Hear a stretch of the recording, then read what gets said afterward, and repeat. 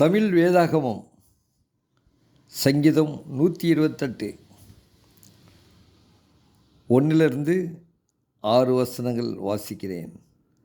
கர்த்தருக்கு பயந்து அவர் வழிகளில் நடக்கிறவன் எவனோ அவன் பாக்கியவான்.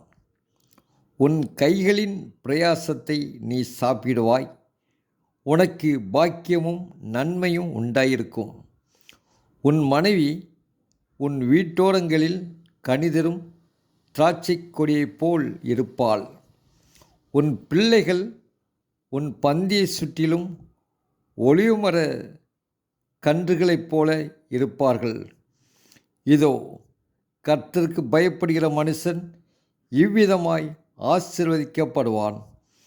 கர்த்தர் சீயோனிலிருந்து உன்னை ஆசீர்வதிப்பார். நீ ஜீவனுள்ள நாளெல்லாம் எருசலேம் வாழ்வை காண்பாய். நீ உன் பிள்ளைகளின் பிள்ளைகளையும் இஸ்ரவேலுக்கு உண்டாகும் சமாதானத்தையும் காண்பாய். ஆமென்.